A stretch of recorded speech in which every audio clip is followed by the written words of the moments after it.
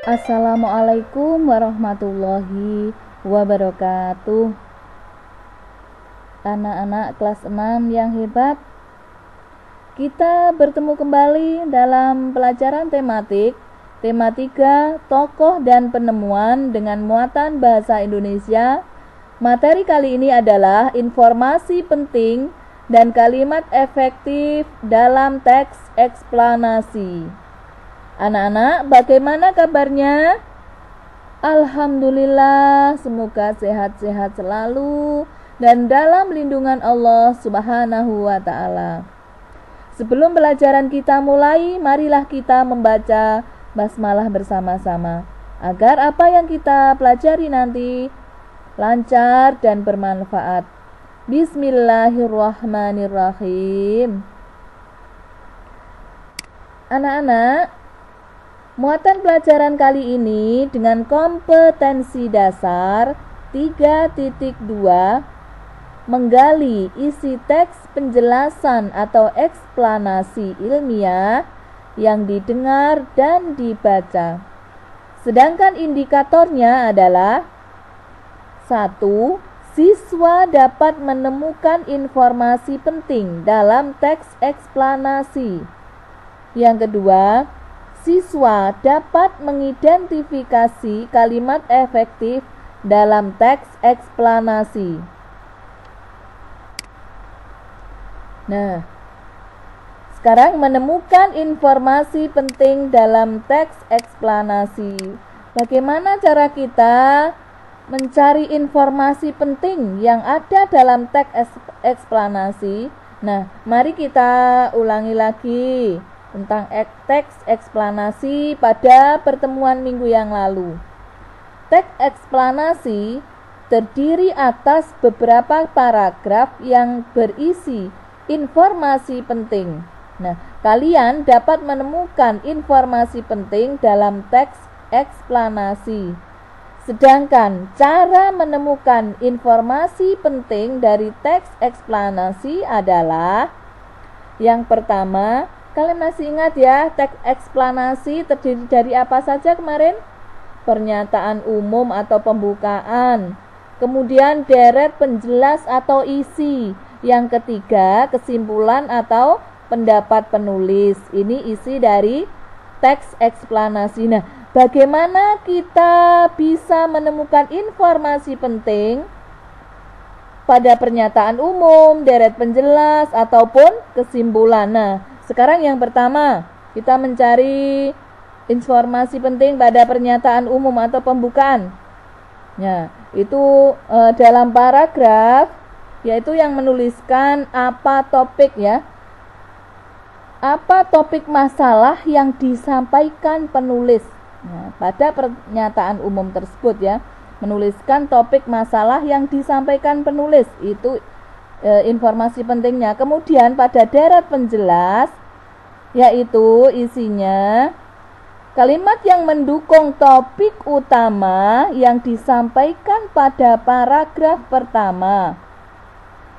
Paragraf pertama isinya apa? Pernyataan umum. Jadi deret penjelas ini sebagai pendukung topik utama. Nah, dengan menuliskan data-data yang berurutan, datanya berurutan, singkat dan jelas sehingga mudah untuk dimengerti. Nah, ini informasinya penting yang ada pada deret penjelas. Kemudian yang pada kesimpulan, pada paragraf tersebut menuliskan kesimpulan isi teks bacaan dan atau pesan ataupun ide serta pendapat pribadi penulis mengenai topik masalah pada pernyataan umum. Itu ya cara menemukan informasi pentingnya. Oke, kita lanjutkan nanti dengan disertai contoh-contoh.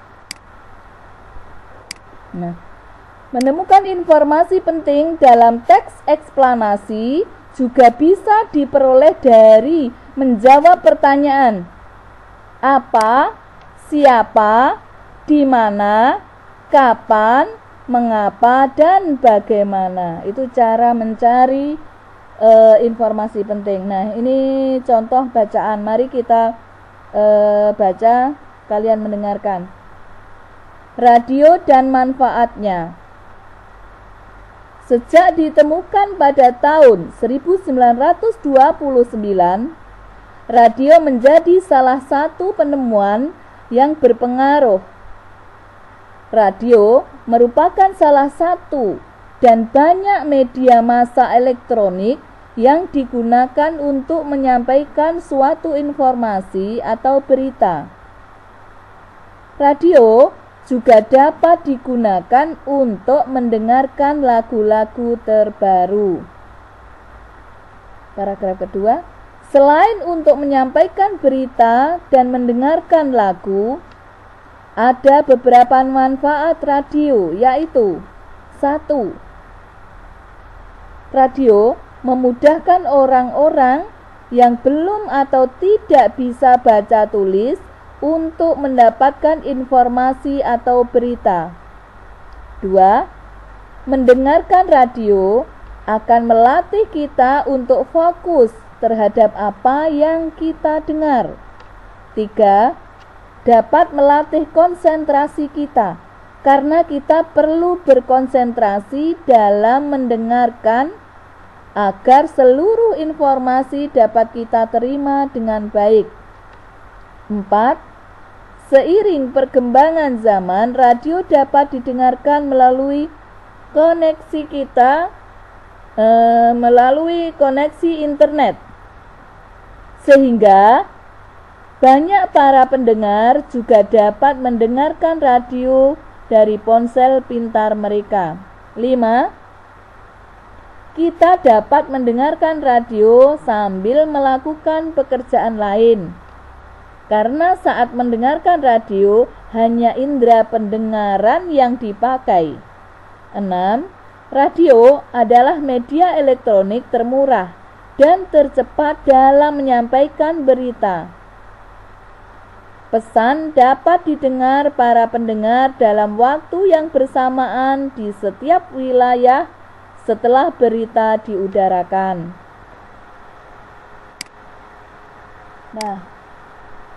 Nah, anak-anak, mari kita cari dari kata tanya apa, siapa, kapan, di mana, mengapa, dan bagaimana, ya. Sekarang kita cari kata apanya. Kegunaannya apa? Kegunaannya untuk menanyakan keadaan atau kegiatan yang berkaitan dengan isi teks. Nah, jawaban yang diharapkan itu apa? Pengertian atau penjelasan dari hal-hal yang ditanyakan. Contoh dari bacaan yang kita baca di atas, ya. Apa itu radio? Itu dari kata tanya apa. Nah, maka jawabannya adalah radio adalah alat komunikasi elektronik yang menggunakan sinyal-sinyal tertentu. Ini adalah informasi penting dari paragraf yang pertama, bisa. Kemudian yang kedua, siapa? Kata tanya siapa kegunaannya untuk menanyakan pelaku yang terkait dengan suatu peristiwa dalam teks. Nah, sedangkan jawaban yang diharapkan dari kata tanya siapa itu adalah orang atau pelaku suatu peristiwa tersebut. Nah, contohnya, siapa yang menemukan radio?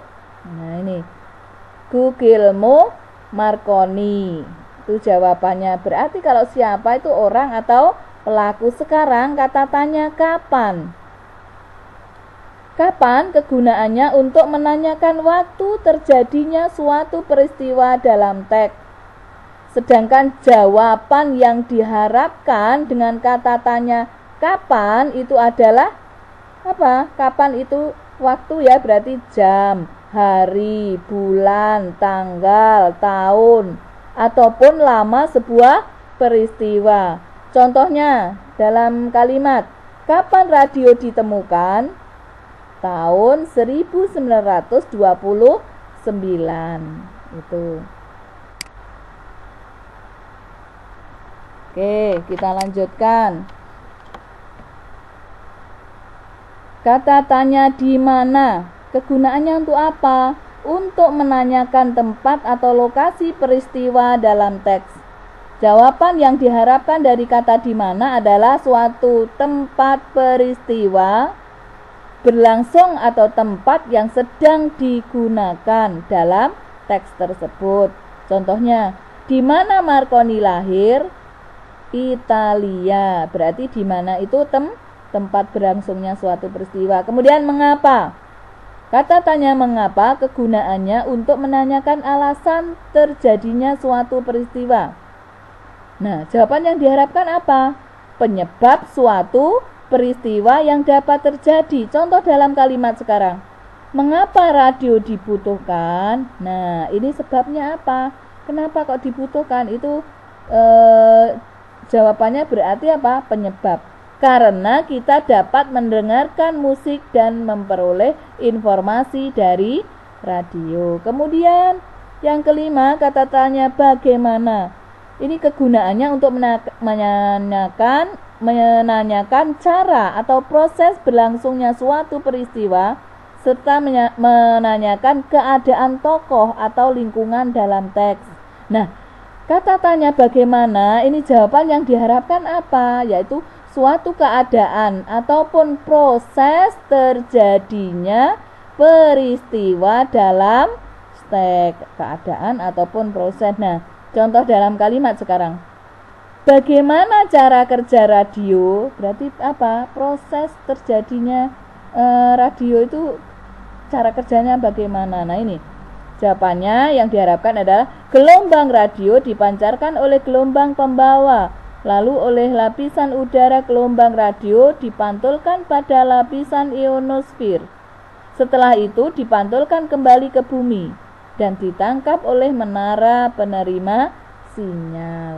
Ini contohnya mencari informasi penting menggunakan kata tanya apa, mengapa, di mana, bagaimana, ya, siapa dan kapan. Oke, kita lanjutkan. Sekarang contoh dalam bacaan. Pensil si kecil yang amat penting. Pernahkah terbayang olehmu bagaimana manusia membuat tanda dan tulisan sebelum ditemukannya pensil? Bagaimana proses penemuan pensil hingga menjadi bentuk pensil seperti sekarang dengan proses pembuatan yang lebih modern? Zaman dulu, manusia menggambar dan menulis dengan menggoreskan ujung pisau ke batang pohon. Lalu pada masa Romawi kuno, sebilah logam tipis digunakan untuk membuat goresan pada batu dan lembar daun papirus. Perkembangan pensil dimulai sejak ditemukannya grafit pada tahun 1564 di Bordeaux, Inggris. Grafit ditemukan sebagai material yang dapat meninggalkan tanda hitam yang cukup pekat, namun terbukti lunak dan mudah patah. Untuk itu, grafit membutuhkan tangkai pemegang. Pada mulanya, grafit hanya dibungkus oleh tali yang terbuat dari kulit domba. Kemudian, ditemukan cara untuk memasukkan grafit di antara dua bilah kayu yang dilubangi. Ketika itulah mulai dikenal alat tulis yang kini dinamakan pensil. Pensil mulai dibuat secara massal pada tahun 1662 di Nuremberg, Jerman. Selanjutnya, mulai abad 19, Faber-Castell, Lyra, Staedtler, dan perusahaan-perusahaan lain mengembangkan pensil sebagai alat tulis secara pesat. Pada zaman modern, pensil dibuat dengan menghancurkan grafit murni dan tanah liat hingga berbentuk bubuk. Kemudian campuran ini dicetak menjadi bentuk tipis panjang dan dilapis dengan kayu. Jadilah pensil dengan bentuk yang kita kenal saat ini. Pensil menjadi benda yang sangat penting hingga saat ini. Jika tidak ada pensil, kita akan kesulitan saat belajar. Kita juga tidak dapat membuat karya tulis seperti cerita pendek, puisi, dan tulisan lainnya. Nah, anak-anak, ini contoh teks apa? Masih ingatkah? Iya, teks eksplanasi ilmiah. Nah, coba cari mana informasi penting, deret pembuka ataupun penjelas dan kesimpulannya. Coba paragraf pertama apa? Pada paragraf pertama disebut dengan iya, betul, pernyataan umum atau pembuka. Nah, kalian nanti bisa mencari informasi penting pada pernyataan umum ini. Yang mana informasi pentingnya? Tadi sudah dijelaskan bagaimana cara mencari informasi penting melalui apa tadi? Jawaban dari kata tanya apa, di mana, siapa, mengapa, dan bagaimana. Itu informasi penting ya. Kemudian paragraf kedua namanya apa, anak-anak? Deret penjelas atau isi. Ini tidak hanya satu paragraf tadi, tapi ada deret penjelas. Ini terdiri dari bacaan ini terdiri dari dua paragraf, yaitu paragraf kedua dan paragraf ketiga. Ini yang mendukung dari pernyataan umum ya, yang secara runtut dan jelas. Kemudian paragraf yang terakhir atau yang keempat ini adalah simpulan atau penutup, merupakan kesimpulan dari pernyataan umum dan penjelas ya, ataupun ide pokok dari ide dari si penulis. Maaf. Oke. Kita lanjutkan. Paragraf yang pertama. Kita cari informasi penting dari keempat paragraf tersebut ya. Paragraf yang pertama kita cari yang topik masalahnya apa, yaitu apa? Pertanyaan tentang penemuan dan perkembangan pensil. Nah, sekarang paragraf yang kedua yaitu deret penjelas. Itu mana informasinya, informasi pentingnya? Iya, betul. Zaman dulu manusia menggambar dan menulis dengan menggoreskan pisau ke batang pohon atau menggunakan logam pada batu atau papirus. Perkembangan pensil dimulai sejak ditemukannya grafit yang mampu membuat goresan hitam pekat, namun lunak dan mudah patah. Kemudian grafit dibungkus oleh tali dan kulit domba. Sejak ditemukan cara memasukkan grafit di antara dua bilah kayu, alat tulis bernama pensil baru dikenal. Oke ya. Jadi informasi penting itu tidak harus sama kata-katanya dengan yang ada pada paragraf. Kemudian pada paragraf 3 masih pada deret penjelas. Apa pada paragraf 3 informasi pentingnya? Coba kamu. Betul. Pembuatan pensil secara massal dimulai tahun 1662 di Nuremberg, Jerman. Kemudian mulai abad 19 banyak perusahaan yang mengembangkan pensil sebagai alat tulis secara pesat. Namun pada zaman modern pensil dibuat dari bubuk hasil penghancuran grafit dan tanah liat. Lalu campuran itu dicetak menjadi bentuk tipis panjang yang dilapisi kayu seperti pensil saat ini. Nah, ini kan terjadinya apa? Proses bagaimana pensil itu dibuat sehingga sampai sekarang dikenal dengan nama pensil. Kemudian paragraf yang keempat adalah kesimpulan, pesan ataupun pendapat pribadi penulis. Mana pada paragraf keempat informasi pentingnya? Iya, pensil menjadi benda paling penting karena tanpa pensil kita akan kesulitan belajar dan tidak bisa membuat karya tulis. Ini kesimpulan dan pesan pribadi penulis. Oke, anak-anak. Ada bacaan, kita baca lagi. Si paralel penyelamat jalan. Gareth Augustus Morgan adalah penemu lampu lalu lintas pada tahun 1923 yang sekarang digunakan di berbagai negara di dunia. Lampu tersebut bermanfaat untuk mengatur lalu lintas dan menyelamatkan pengguna jalan dari kecelakaan.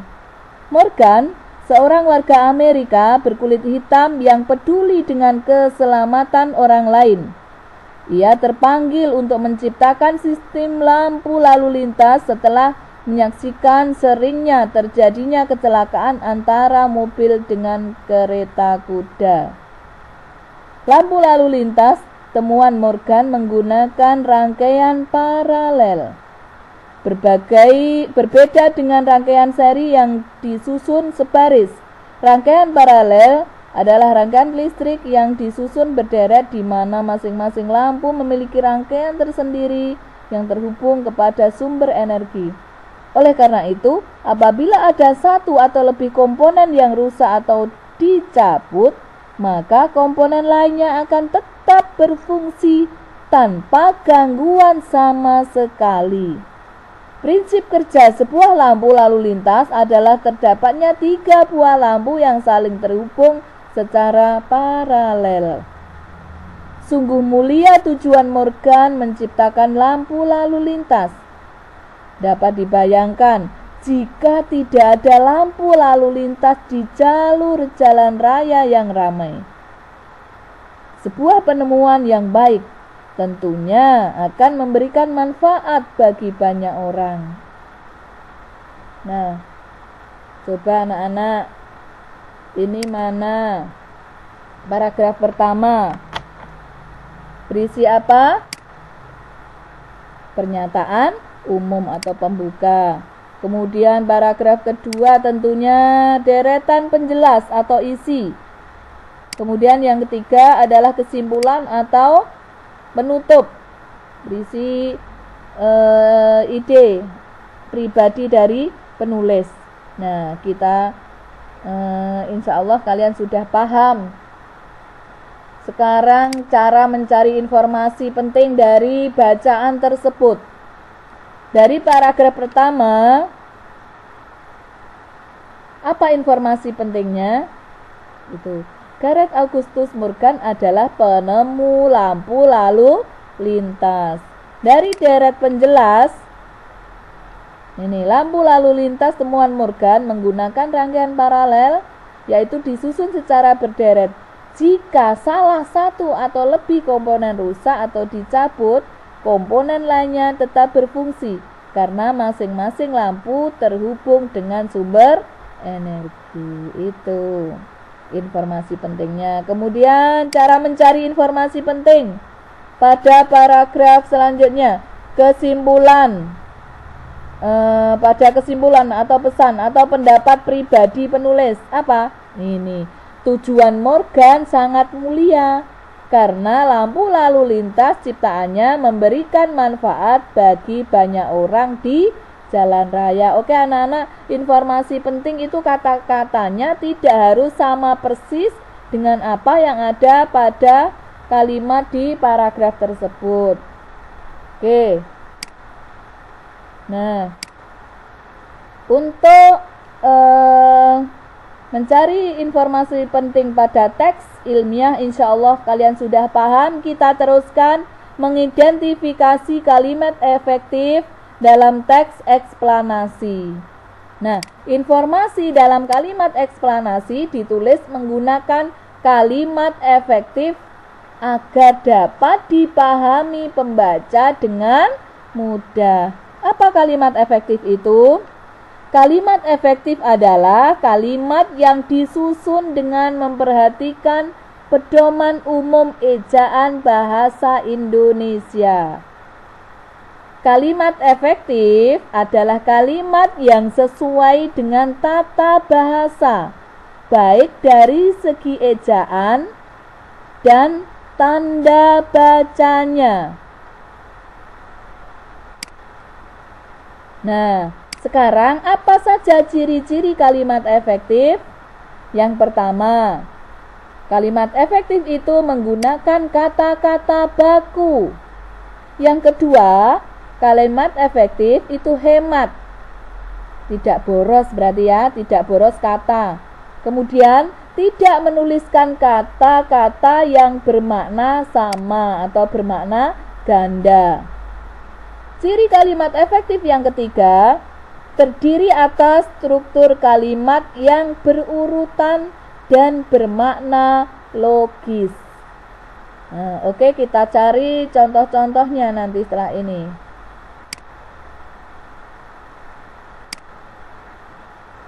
Ini, kalimat efektif itu ditulis menggunakan kata-kata baku.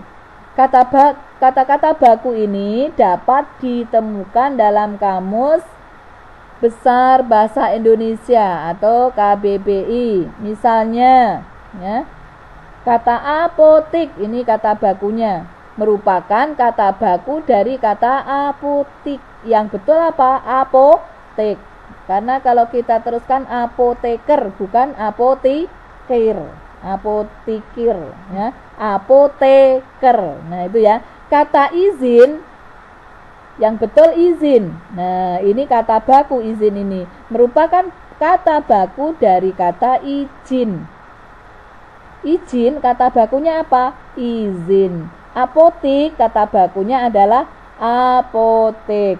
Itu ya contohnya. Oke. Kemudian yang kedua, kata baku itu hemat.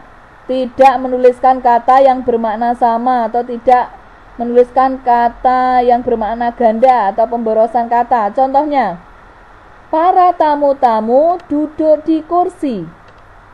Kata para ini sudah menunjukkan banyak.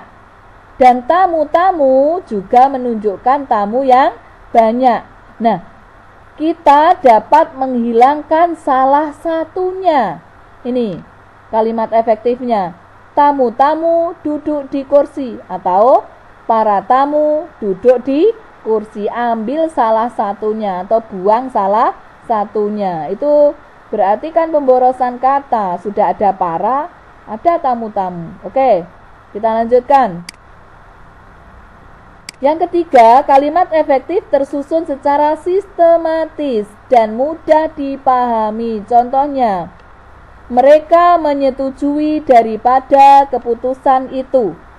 Ini kan kurang efektif, ya, juga kurang sistematis. Maka kalimat tersebut ini tidak efektif karena kalimat kurang sistematis. Daripada itu seharusnya dihilangkan. Sehingga kalimat efektifnya adalah mereka menyetujui keputusan itu.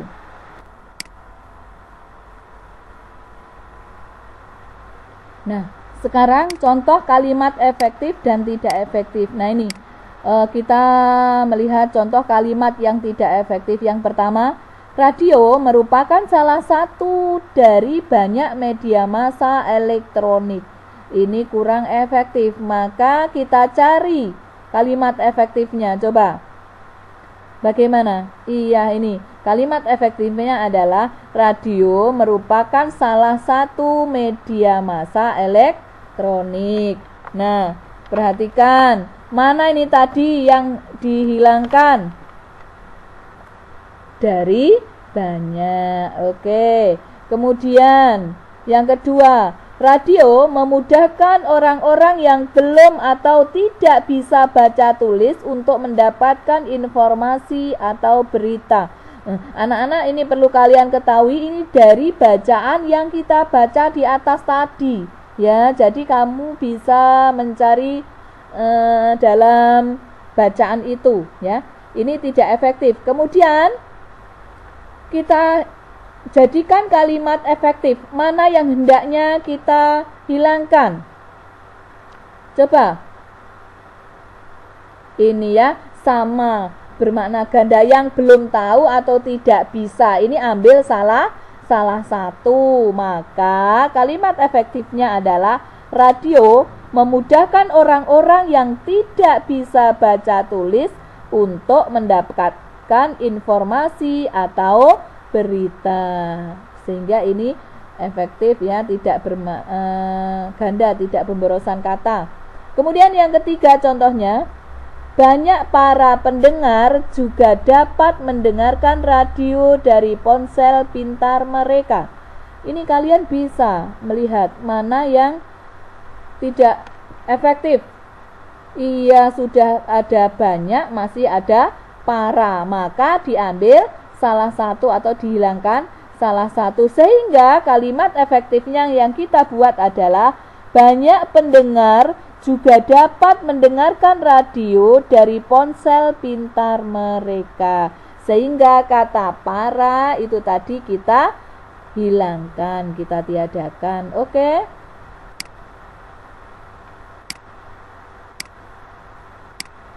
Satu bacaan lagi. Si Kota Ajaib. John Logie Bates lahir di Skotlandia 13 Agustus 1888. Ia adalah penemu yang pada kesempatan itu untuk pertama kalinya menunjukkan bahwa gambar hidup dapat ditransmisikan melalui pesawat yang sekarang dikenal sebagai televisi. Bates mendemonstrasikan televisi di depan para bapak-bapak dan ibu-ibu di Royal Institute London juga pertama kalinya pada tahun 1925. Seiring dengan perkembangan teknologi, lalu televisi kemudian terus berkembang hingga menjadi semakin canggih seperti saat ini. Prinsip kerja televisi secara umum adalah mengubah sinyal elektronik dan magnetik menjadi gambar atau suara. Sinyal tersebut berupa gelombang elektromagnetik, yaitu gelombang yang terdiri atas medan magnet dan medan listrik. Gelombang elektromagnetik dapat merambat, dipantulkan, dan dibiaskan tanpa media perantara. Gambar yang kita lihat di layar televisi adalah hasil produksi dari sebuah kamera. Pada awalnya, objek gambar yang ditangkap kamera akan diubah menjadi sinyal gelombang elektromagnetik. Sinyal tersebut akan ditransmisikan oleh pemancar ke pesawat penerima pada televisi. Pesawat televisi akan mengubah sinyal yang diterima menjadi objek gambar yang utuh sesuai dengan objek yang ditransmisikan dalam bentuk hitam putih ataupun berwarna. Jadi, televisi adalah sebuah media telekomunikasi yang berfungsi sebagai penerima siaran gambar bergerak beserta suara. Nah, kata televisi merupakan gabungan dari bahasa Yunani tele, artinya jauh, dan bahasa Latin visio, artinya penglihatan. Televisi dapat diartikan sebagai alat komunikasi jarak jauh yang menggunakan media visual atau penglihatan. Penemuan televisi juga dikategorikan sebagai penemuan besar yang mampu mengubah peradaban dunia.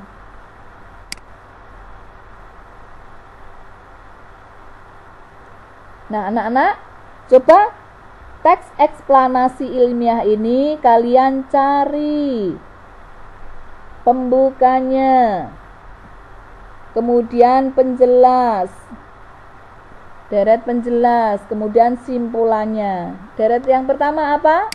Paragraf yang pertama apa? Iya, pembuka atau pernyataan umum.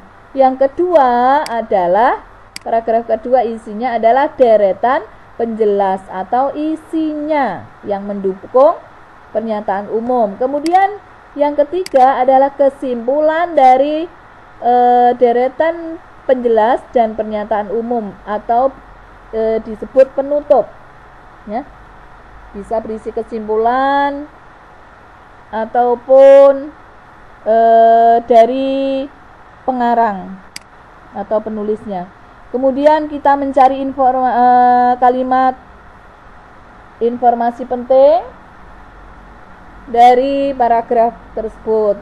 Pada topik masalah atau pernyataan umum, ya, penemuan televisi oleh John Lockyer. Kemudian pada paragraf kedua, deret penjelas. Nah, ini prinsip kerja televisi, yaitu mengubah sinyal elektronik dan magnetik menjadi gambar dan suara. Awalnya objek gambar yang ditangkap kamera diubah menjadi sinyal gelombang elektromagnetik. Sinyal tersebut akan ditransmisikan oleh pemancar ke pesawat penerima dan televisi. Pesawat televisi akan mengubah sinyal tersebut menjadi objek gambar yang lain. Ini informasi pentingnya. Kemudian paragraf yang keempat berupa apa? Kesimpulan atau pesan atau pendapat dari si penulis. Ini paragraf ketiga, ya, berupa kesimpulan pesan dari penulis, yaitu televisi berfungsi sebagai penerima siaran video dan audio dari jarak jauh. Oleh karena itu, penemuan televisi termasuk penemuan yang mengubah peradaban dunia. Nah, sekarang si kotak ajaib, mana kalimat efektif? Ya, penemu yang pada kesempatan itu untuk pertama kalinya itu tidak efektif, maka kita buat menjadi kalimat efektif, yaitu penemu yang pertama kali. Kita buang kalimat yang tidak efektif. Kemudian yang kedua, di depan para bapak-bapak dan ibu-ibu. Nah, sudah ada para, ini ada bapak-bapak dan ibu-ibu, maka kita buat kalimat efektif. Para dihilangkan sehingga menjadi kalimat efektifnya begini: di depan bapak-bapak dan ibu-ibu. Nah, yang ketiga contohnya, lalu televisi kemudian terus berkembang. Jelas itu pemborosan kata, berarti kurang efektif. Sudah ada lalu, ada terus, maka kita hilangkan. Ya, sudah ada lalu, ada kemudian. Nah, itu salah satunya kita hilangkan. Coba kita lihat kalimat efektifnya. Lalu televisi terus berkembang. Apa yang kita hilangkan tadi? Kemudian. Kemudian dan lalu kan artinya sama, berarti bermakna ganda, pemborosan kata. Oke. Anak-anak, sampai di sini dulu kita tadi membahas masalah informasi penting dari teks eksplanasi, juga kalimat efektif dan tidak efektif yang terdapat pada teks eksplanasi. Nah, oke, semoga pertemuan kali ini bermanfaat. Kalian pelajari, kalian cari contoh-contohnya biar lebih luas lagi pengetahuan kalian. Oke, kita akhiri dengan membaca hamdalah bersama-sama. Alhamdulillahirabbil alamin. Assalamualaikum warahmatullahi wabarakatuh.